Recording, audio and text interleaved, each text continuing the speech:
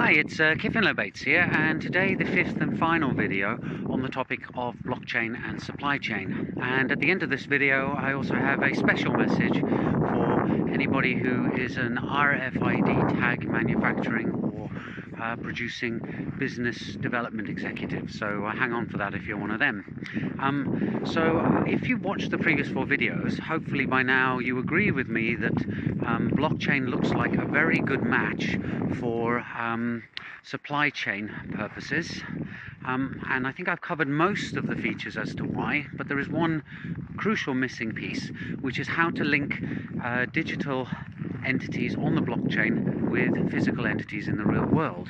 And as far as I'm aware, there are four main ways of doing this. One of them is the physically unclonable function. This relies on inherent properties in individual articles or even people to identify them, but it doesn't work for all goods. So although it's fine for silicon chips, it's no good for bananas or coffee. Then we have the tagging options, of which there are three main classes. In increasing order of power, we have QR codes or barcodes, RFID tags, and then at the top, IoT devices. So QR codes are cheap, which is good, and but they require direct line of sight, and they are easily forgeable. And in particular, QR codes are totally passive, so they can't do one-way authentication, which is very important in the blockchain world. At the top end, unfortunately very costly, but also very flexible, we have IoT devices.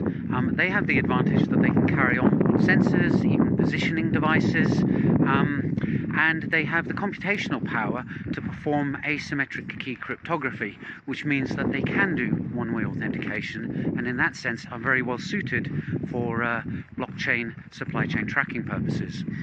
Now in the middle we have RFID tags, and admittedly some of the top-end RFID tags with batteries and everything are pretty much almost like, in fact I would say they are IoT devices.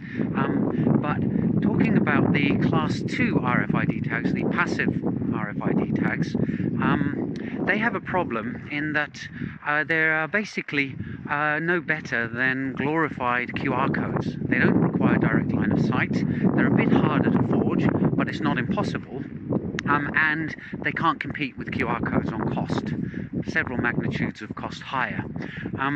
So this was a problem that I encountered 2 years ago, and I've been thinking about it on and off ever since.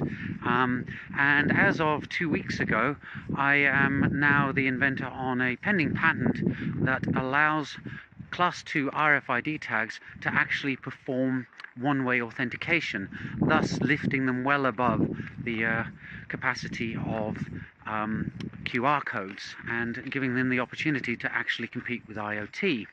And this is using existing RFID tag architectures out there. So if you're a business development executive in the RFID tag world, please do feel free to reach out to me. I do have materials on this, and I would very much like to talk to you, and I think it may be beneficial for you too.